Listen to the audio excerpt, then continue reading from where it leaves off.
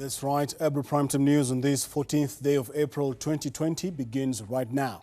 Good evening and welcome aboard. My name is Kenneth. Kazungu, our sign language interpreter for tonight, is Joyce Werimo. The government now says that 5 Kenyans have succumbed to the coronavirus in the United States over the last 30 days.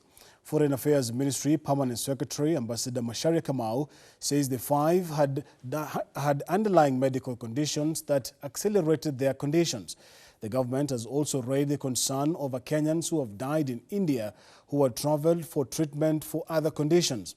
Kenyans who die abroad will also not be brought back home for burial. Our reporter Stefano Kaindo kicks off our bulletin tonight. Look at everybody outside. Everybody is outside.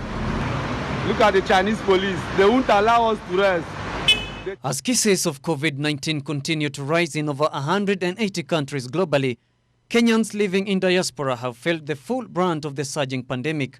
In America, 5 Kenyans have succumbed to the deadly disease as the country has recorded thousands of deaths in the last few months.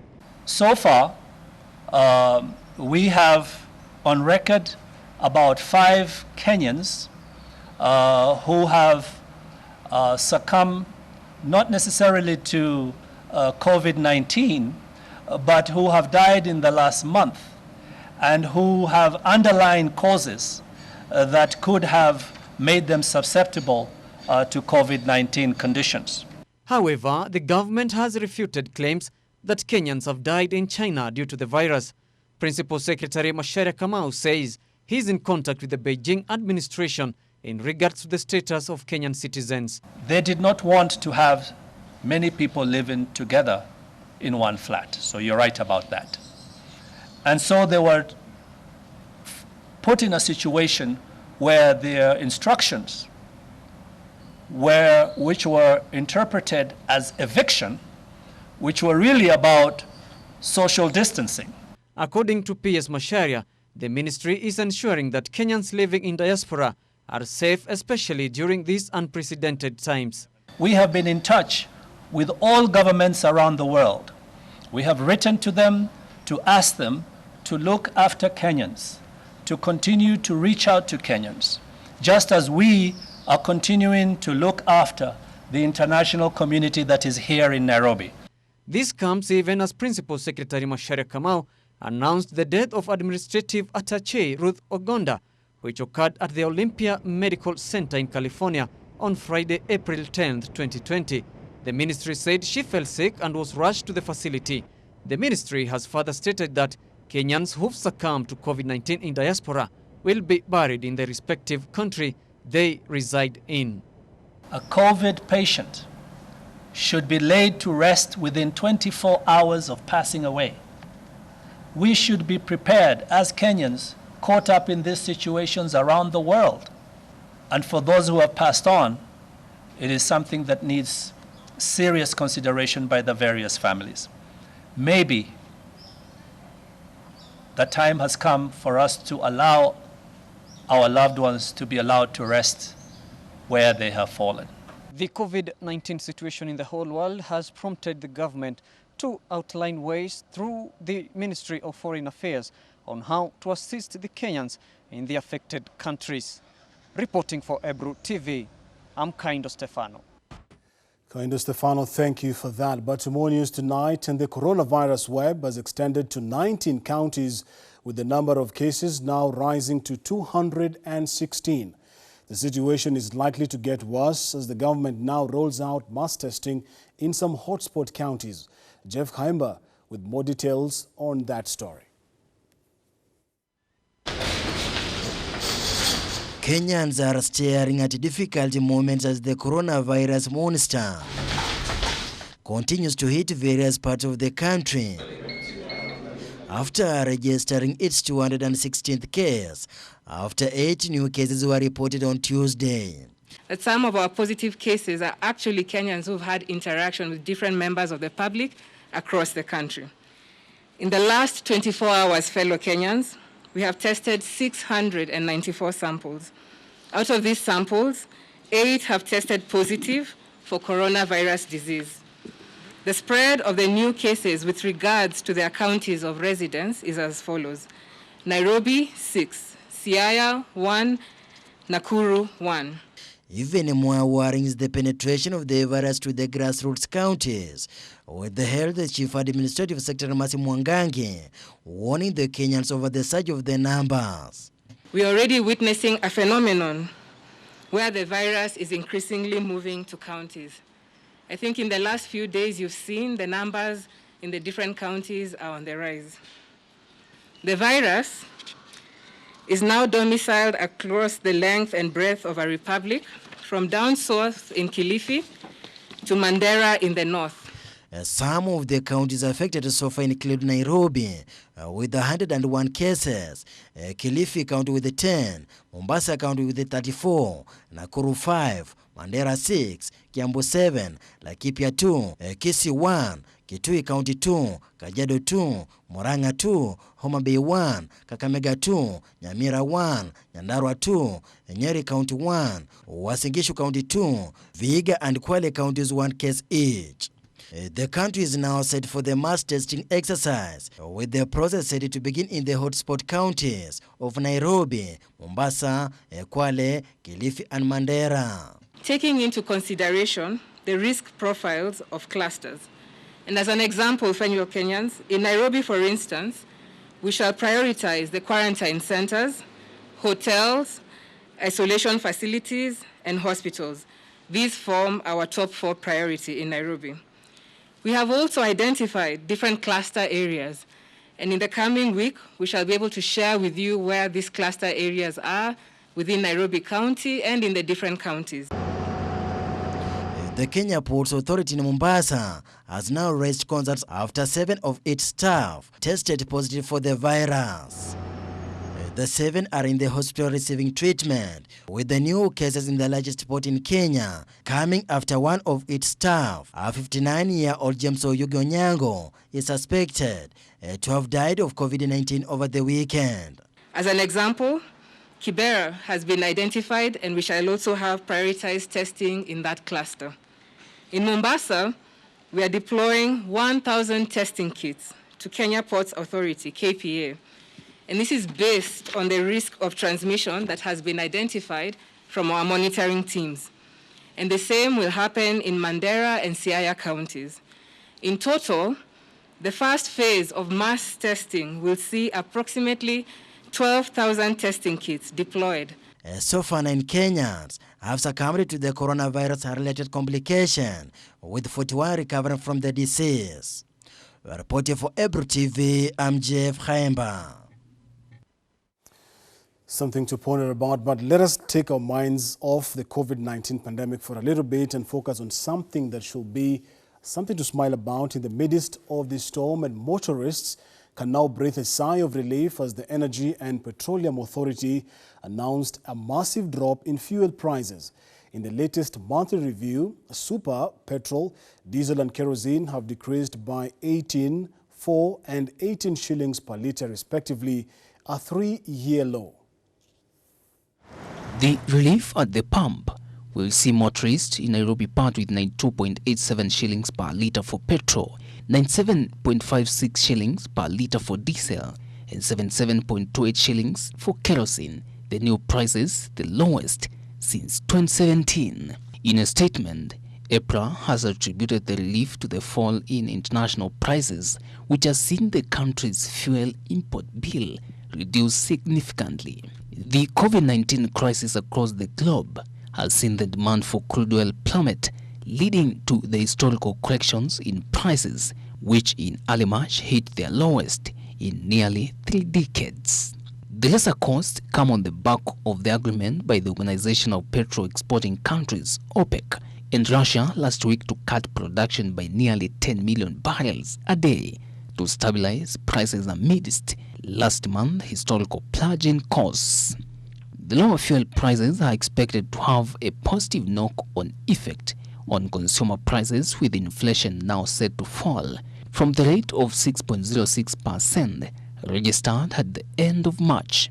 In Mombasa, motorists will pay 90.40 shillings for super petrol, and 5.09 shillings for diesel, and 74.82 shillings for kerosene per litre. Motorists in Kisumu will pay 93.67 shillings for super petrol, 98.49 shillings for diesel, and 78.27 shillings for kerosene per litre. The new prices take effect from midnight tonight.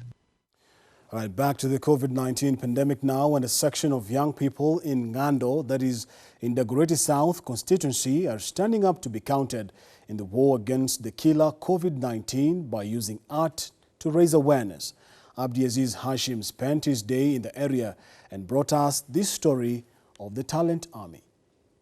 My sons and daughters, it is you, my younger brothers and sisters, who will face your children with no job and a collapsed economy. It is you. The call by the Minister of Health, Mutahi Kagwe, has attracted more youths to aid in the fight against COVID-19 in the country. From afar, this lot may seem to be doing little, but a look closer tells it all. Josephat Ndemu and his team have decided to aid in the fight against COVID-19 in their own way. The effects of the surging pandemic has adversely affected businesses in the country. Sisi ni wasanii. Kwa hivyo usanii unatokana na kuwa unachora, na kile ambacho unachora ndicho unapata pato lako kutoka kwa kile ambacho unachora. Kwa hivyo sasa tulipoteza tuseme, acha niseme ajira. Kwa sababu gani? Sai pale ambapo si uchorea kulifungwa kwa sababu kuna msongamano wa watu hapa na pale kutoka kuingia. Kwa hivyo mahali pale palipata kufungwa, na wakati palifungwa, kwa hivyo inamaanisha nini? Hatutachora, na ikiwa hatutachora basi hatutaweza kufanya nini? Hatutaweza kupata cha kukula. The lack of art customers has forced Josephat to cope with the new norm, and according to him, painting on the wall to create awareness is a good way to keep him and his team off the street, especially this time where one can easily be tempted to engage in crime. Kwa hivyo tukaamua kwa sababu hili jambo kwa upande mmoja upande mwingine linatuhusu, na sisi kama wasanii tukachukua fursa kwa sababu tuna uwezo wa kuandika, tuna uwezo wa kuchora, wacha tuandike. According to Josephat, they have taken their artistry to the informal settlements because that is where a huge population resides. Kwa sababu ukiangalia population ya maybe slum areas iko juu sana. So na infection inaweza spread haraka sana. So tukaamua kufanya watu wawe aware about the coronavirus na wajue kitu ni serious, kwa sababu mwanzo watu walikuwa wanaona kama si serious. Tumechora zaidi ya 15 hivi sasa na bado tunazidi kuchora. Tulikuwa Kibera lakini sasa tumekuja upande wa Ngano. Kwa hivyo tumechora kadhaa naweza sema, na bado tunazidi kuchora. Josephat maintains that they have encountered problems along the way as they have finished to paint in Kibera. Kuna mahali ambapo unaenda kuchora na labda mahali hapo hamjaruhusiwa kuchora. Kwa hivyo kuna changamoto kiasi kwamba labda wakati mwingine mnashuka mashati hapa kule, kwa hivyo inakuwa ngumu. Na wakati mwingine unaona rangi tunanunua. Kwa hivyo tukikosa rangi inamaanisha hatutachora. But the acts of Josephat and his team may take a while to sink in because few meters behind where the exercise was taking place, a group of people were congregated taking changa without observing social distance or wearing masks. Our efforts to take more pictures were met with a lot of restraint. Nonetheless, Josephat has said that they will continue with their venture and urges the government to cushion informal settlements against the effects of COVID-19. The effects of COVID-19 has brought about job losses here in the country, and these youths have decided to use their talent and time to educate Kenyans living in Kibra and Ngando on how to prevent the spread of COVID-19, and they've urged other youths to join in the fight in combating COVID-19 here in the country. Abdiaziz Hashim, Ebru TV from Ngando, Nairobi County. A powerful story on the power of art. Abdiaziz Hashim, thank you for that. But to other stories now, the National Assembly Minority Whip, Junaid Mohammed, has cheered up members of the House by throwing a jibe at a few members he said were a bit aged. Speaking during today's sitting after the House resumed, the vocal Suna East MP singled out legislators he said were above the age of 58 and jokingly asked if they were allowed to leave as they were vulnerable and could easily contract the coronavirus disease. Parliament resumed sittings today as it implemented tough rules that the government had issued in the fight against the spread of coronavirus. The Speaker of the House also had to restrict the entrance of members in the chambers. Including the Honorable Junet. Mr. Speaker, I have an issue that I want to raise with you. Mr. Speaker, the guidelines that you issued were very clear. And it's some of the best guidelines I've ever read for the safety and security of this House and members of this House. Mr. Speaker, one of your guidelines was anybody above 58 years should not appear in the chambers. And I'm seeing here Honorable Kimunya, I am seeing here Honorable Bokose. These are octogenarians who should be at home, Mr. Speaker. We don't want to lose any member of Parliament, Mr. Speaker. Mr. Speaker, we love. Another one is the MP from Meru, Honorable Kubai. Kubai retired from civil servants before we were born. And he's here, Mr. Speaker. Mr. Speaker, we love each other, Mr. Speaker. And I am doing it out of good faith, in good heart, Mr. Speaker. I want us to be here after Corona, Mr. Speaker. So when you are told you are above 58 or 60, stay with your grandchildren. Don't have evidence because date of birth is written in the website of members of Parliament, Mr. Speaker. So, Mr. Speaker, that guideline is not being followed. Mr. Speaker, could you allow these people to go back to their homes and stay with their grandchildren, Mr. Speaker, at this point in time? Allow the Sergeant at Arms to allow 3 members. 3 members. The first one to go to 60, seat number 60, where is that? Here. It's here. Seat number 60 is here. And those 3 members now they will be advised to stay in the other holding areas. Then there is 61. Member for Nyali, seat number 60 here. That you are walking very, very close to the Honorable Ondepe. In other news making headlines tonight, and Deputy President William Ruto now says that action has been taken against a police officer caught on camera mishandling a local in Magarini constituency, Kilifi County. Through his Twitter handle, the DP says the issue was brought to his attention by Magarini MP Michael Kingi, and he promptly informed security officers of the same, and the IG acted. It first began with a rare tweet posted by the country's second-in-command through his Twitter handle. Moments later, it was pulled down with no explanation, only for the Deputy President to talk about the matter moments later. The DP saying that the officer will appear in court and that the police should be civil and humane in handling the public. The DP further says that the Office of the Inspector General of Police, Hilary Mutyambai, has already issued an order for the arrest of the AP officer. The AP officer is seen patrolling on a police Land Cruiser and is seen stopping boda riders before the confrontation started, boldly demanding to be given a bribe before the boda riders, who seem to be fearing charcoal, can get through.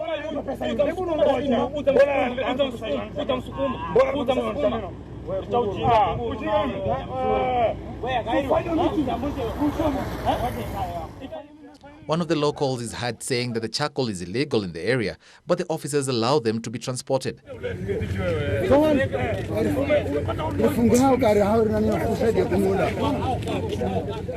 The officer's final fall from grace has been confirmed by the Coast Regional Police Commander Rashid Yakub. Hiyo officer tumechukua hatua na vile tunaongea saizi amekuwa dismissed from the police force and na atafes ataenda kotini, atakuwa charged na ile kosa ile alitenda.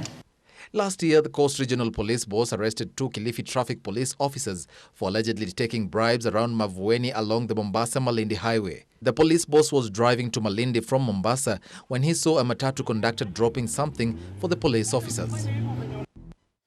Let us now look at the adherence of the measures, the anti-COVID-19 spread measures, or lack of thereof, and a section of small-scale traders in the country now say they do not support the idea of cashless transactions because customers most times reverse the money. As if that is not enough, the situation in the market is a ticking COVID time bomb as the traders find it hard to observe social distancing. Here is more on that story. This is the Kawangware market in Nairobi. Business going on here as usual, with the traders and their customers engaging in their day-to-day activities. Even though it is not a market day, the place is filled to capacity. But as they engage and mingle, the big question is whether indeed they are adhering to the measures put in place by the government, meant to combat the spread of the COVID-19, a virus which has so far infected 211 people and also claiming 9 people so far. Tuko na maji, tuko na hata sanitizer iko, kila tunaona nimeonga saa hii. Unaona? Ile iko shida hii maji tunanunua tu. Hakuna maji ya kutosha. Na mtungi moja tunanunua mbao. Tumeweka maji ya kuosha, ya kusanitize. Customer akikuja, wale waweza lipa na M-Pesa pia tunakubali. Na wale atulipa cash to make sure wameosha mkono. Alafu ndio tunawapatia nguo.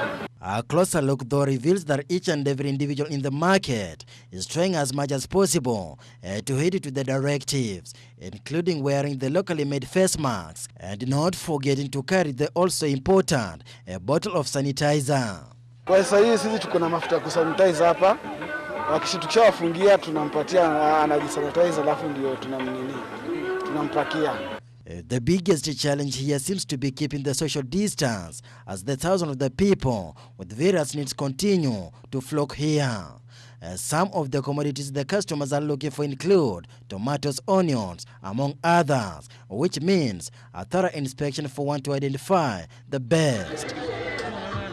This exposes many people to the risk of contracting the deadly coronavirus. In a market that receives thousands of the customers every day, it's only a few traders who have tried to put in proper measures to curb the spread of the virus. Sasa hiyo social distance hata hatujui sababu hapa tumesongamana, lakini tunajaribu kukaa mbali na yule mwingine. Mteja akija kununua omena, jambo la kwanza namwambia aoshe mikono na sabuni. Akishaosha mikono na sabuni, anakuja na mpimia omena. Akishashika zile pesa zake akinipa, akienda mimi niko na sanitizer. Na mwaga sanitizer kwa mkono na jipaka na kana ngoja mteja mwingine. A few water tanks have been installed by the well-wishers, and according to some of the beneficiaries, there is the challenge of having to leave your business every now and then to go and wash your hands several meters away. Juu hizi vitu baada ya kutumia kwa masaa matatu, si walisema hivyo, tunafaa tutupe. Ama uende uoshe, labda ndio kuje. Sasa inafaa ununue vitu hizi mingi na hatuna uwezo wa kununua hizo vitu mingi. Juu mahitaji kwa nyumba ni mingi. Hiyo pesa, mara ununue chakula, mara nini, hiyo ndio tunaomba serikali tusaidie nayo. Besides that, some of the traders in the market are afraid of engaging in cashless transaction, some with the genuine concerns. Haya tena wengine wanakutumia, ashahenda unaona the transaction has been reversed. Si unaona? Utamtoa wapi? Tena ukipigia huyo mtu wa customer care inali advertisement nyingi au mpati, si unaona? Sasa naye akikwambia sasa hiyo hatuwezi. Lazima sasa alete pesa taslimu, mimi alete hapo. A number of the county government has so far suspended the market centers across the country in a bid to control the spread of the coronavirus, which has dealt a huge blow to the economy. Also, the government banned all the major public events after confirming its first case of the coronavirus. Thank you so much. Yes. Reporting for Ebru TV, I'm Jeff Haimba. Right, that story by Jeff Haimba takes us to a very quick break. When we come back, we'll be looking at measures taken by counties in combating the spread of COVID-19. You want to stick around for that. Right, welcome back and thank you for staying with us. Let me take you straight into the counties where county governments are being urged to enforce the directives to avert the spread of COVID-19, especially in rural counties. Expressing fears over the increasing number of COVID-19 cases in Kilifi and Kwale counties, Isiolo Governor Mohamed Kuti now says Among the precautionary measures issued by the Ministry of Health, social distancing remains the least followed. Winnie Lubembe with more. 8 new cases of COVID-19 have been reported in the country. The reason why we're extrapolating for you the cases by county is to be able to demonstrate to you Kenyans that some of our positive cases are actually Kenyans who've had interaction with different members of the public across the country. Counties which have reported cases of the virus are Nairobi with 101 cases, Kilifi 10, Mombasa 34, Nakuru 5, Mandera 6, Kiambu 7, Laikipia 2, Kisii 1, Kitui 2, Kajiado 2, Murang'a 2, Homa Bay 1, Kakamega 2, Nyamira 1, Nyandarua 2, Nyeri 1, Uasin Gishu 2, Vihiga and Kwale reporting 1 case each as well.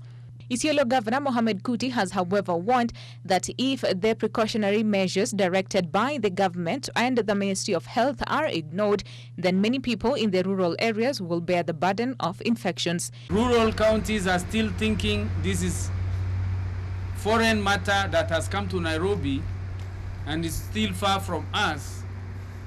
The behavior in rural counties is still very worrying.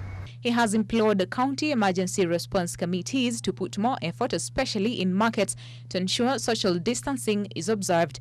Despite the call to maintain social distancing, many Kenyans are still forced to choose between staying home and go hungry or fend for their family and risk being infected. And therefore, fellow Kenyans, even as we address this between the various government departments, we are calling on Kenyans to focus on fighting the virus and to handle the disputes within the laid down civil structures and devoid of any violence. Others, out of sheer ignorance, have ignored this directive and still assemble for parties. The recent case being Embakasi Central Member of Parliament Benjamin Gathiru and 18 others who were arrested in a drinking spree at Ruai Bar. Nairobi Regional Commander Philip Ndolo noted that police officers have intensified crackdown to avert the spread of the new coronavirus. Winnie Lubembe for Ebru TV. All right, let us now listen to what the WHO is saying about the lifting of these restrictions put in place. And the WHO has released a list of guidelines which countries that are considering the lifting of restrictions should follow. The global health body says the ultimate goal for the restrictions should be to curb the spread of the virus and that governments should balance between the impact of the pandemic and, of course, human rights. Each government must assess their situation while protecting all their citizens and especially the most vulnerable. To support countries in making these decisions, WHO will tomorrow be publishing its updated strategic advice. The new strategy summarizes what we have learned and charts the way forward. It includes 6 criteria for countries as they consider lifting restrictions. First, that transmission is controlled. Second, that health system capacities are in place to detect, test, isolate, and treat every case and trace every contact. Third, that outbreak risks are minimized in special settings like health facilities and nursing homes. Fourth, that preventive measures are in place in workplaces, schools, and other places where it's essential for people to go. Fifth, that importation risks can be managed. And sixth, that communities are fully educated, engaged, and empowered to adjust to the new norm. Every country should be implementing a comprehensive set of measures to slow down transmission and save lives, with the aim of reaching a steady state of low level or no transmission. To the other now looming health warning now, and the Kenya Meteorological Department has issued a warning of risky waterborne diseases that may accompany the heavy rains that continue to be experienced in various parts of the country. Tonight, the country is facing a looming disease burden as the weatherman now says the ongoing heavy rains pose the risk of diarrhea, especially in areas with poor drainage. Areas in high risk of the fresh headache are Nairobi, Siaya, Kisumu, Homa Bay, Migori, Kisii, Nyamira, Trans Nzoia, Baringo, Uasin Gishu, Elgeyo Marakwet, and Nandi. Others are Laikipia, Nakuru, Narok, Kericho, Bomet, Kakamega, Vihiga, Bungoma, Busia, Nyandarua, Nyeri, Kirinyaga, Murang'a, Kiambu, Meru, Embu, and the 3 main counties of the coastal region. Residents in these areas are now advised to be on the lookout for such diseases and take necessary action, including reporting and seeking proper medication.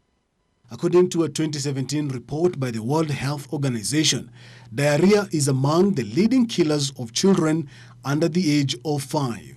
The report as of then indicated that the disease was responsible for 525,000 child deaths every year.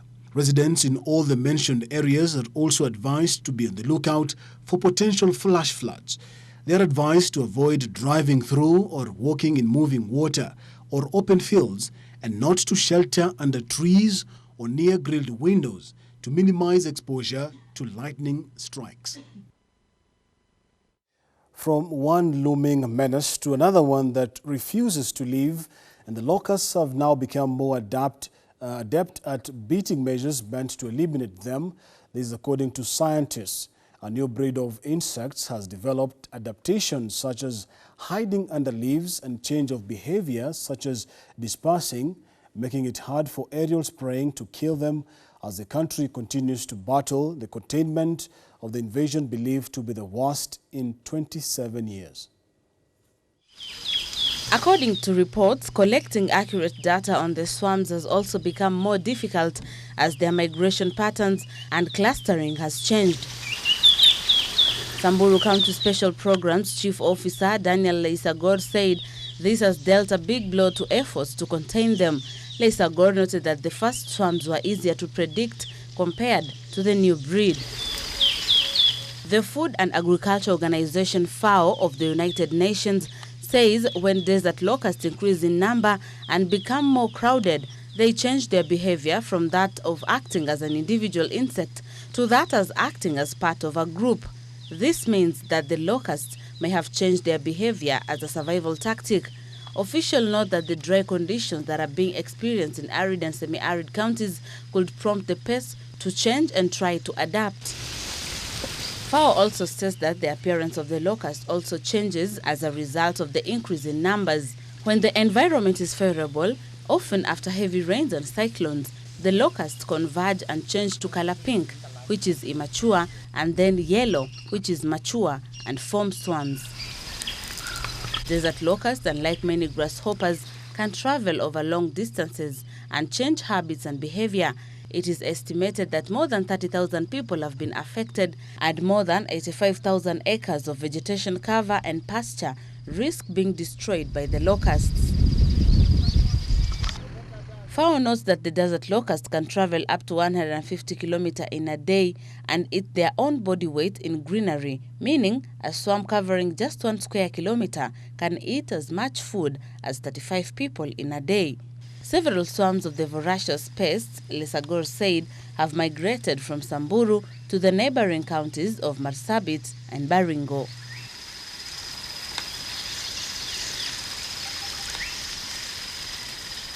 Now, customers who take credit from mobile lenders have scored a major win after the Central Bank of Kenya terminated access to the credit reference bureaus by the mobile money lenders that are being considered as rogue. A statement from the Central Bank of Kenya says the move, which would take effect with immediate effect. The chickens have come home to roost for unregulated mobile lenders, whom have in the past been accused on predatory tendencies on their customers. According to the new regulations published by the Central Bank of Kenya, rogue lending apps' decision to blacklist Kenyans in the CRB might be a thing of the past. Central Bank says the decision is a response to numerous public complaints over the misuse of credit information sharing services by the unregulated digital and credit only, and particularly by their poor responsiveness to customer complaints. The taming of rogue lending apps has been in the pipeline for some time now. It started back in 2018 when the CBK governor started lobbying for tough policing of digital lenders. On February this year, the central bank and the National Treasury said they were working on taming these predatory lending apps. The central bank also said that it will also suspend for 6 months the listing of negative credit information for borrowers whose loans were performing previously but have been non-performing from April 1st, 2020. In the new rules, loans that fall in arrears from April 1st to September 30th this year would not lead to the borrower being blacklisted on the CRB. This was announced before during the emergency measures that were announced by the CBK back in March 25th due to the coronavirus pandemic. Back to the counties now, where traders at the proposed Nakuru bus park are counting losses in millions of shillings after their stalls were demolished by the county government. The traders arrived this morning ready for their routine businesses, but were shocked to find their stalls destroyed and the debris scattered on the streets. The county enforcement officers descended on the structures at dawn on Saturday and pulled them down, triggering protests from the traders. As police officers lobbed tear gas canisters at a crowd that had a field day looting property from the destroyed business premises, Governor Lee Kinyanjui, in a swift rejoinder, said his administration was repossessing public land to facilitate infrastructure development. Kinyanjui said that the occupier, who was using the parcel of land as a parking yard, had been informed about plans to construct the new bus terminus and issued with a notice to vacate. The county officers said they had instructions to remove the structures from the land as they were illegal. But the traders said they were unaware of any eviction notice and accused the county government of stifling small businesses. Ni gani leo kwanza leo hatuta kitu ya kukula. Juu tujeuza tuliamkia mambo maneno. Sasa tunashindwa tutafanya aje? Haki serikali tupeaga tu notice, mtu anahamisha kitu yake pole pole mpaka tusisumbuane ikaika kusumbuana. Some youth on a looting spree who clashed with police officers at the demolition site cutted away with iron bars, timber, cutlery and furniture, causing a huge traffic snarl-up along the busy Geoffrey Kamau Road. Another trader, Charles Ndegwa, who sells tree and fruit seedlings at a nearby nursery, said he lost property worth 80,000 shillings and questioned why the county government did not issue them with notices. Hii mali tumefanya hii kila kitu na hii na kupanda na kila kitu na nini tukatumia pesa mfuko namna hivyo, lakini kitu ningeomba county government watuhurumie, sababu kama tungekuwa tunapata notice tungekuwa tunaonelea vizuri, mtu ajue fahari anaweza kuhamia hizo vitu. The traders said they have been paying trading levies to the government without fail, adding that the devolved unit should have rejected the payments if the structures were illegal. Hiyo makaratasi na kununua hizo mbegu na kuweka mtu akibarua tena aweke nini, aweke vizuri na apange na alime hapo. Sio 5,000 imeenda. Sasa hakuna faida hapa. Tunashindwa tutafanya. Let us now go further afield to where the COVID-19 has hit hard and some direct impacts of that disease. And the COVID-19 disease has put millions of people around the world in the same place. There is suffering, loss, hardship, and pain. Global Voices in the coronavirus pandemic tells the emotional stories of their lives.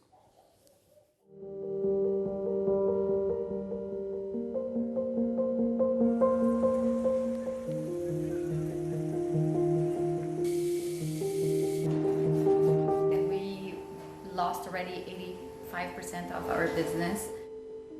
인당 2매밖에 안 팔아서 빨리 사러 뛰어가고 있습니다. 힘들게 기다렸던 소독제들, 생필품들 이런 것들이 속속 도착을 하고 있고. 我在封城之前我就有存粮，我一直在做这方面的准备，但是的话呢，准备还是不足的。其实我挺怕，就是作为一个成年人，但是没有办法来改变这种，就你明明知道一场灾难在降临。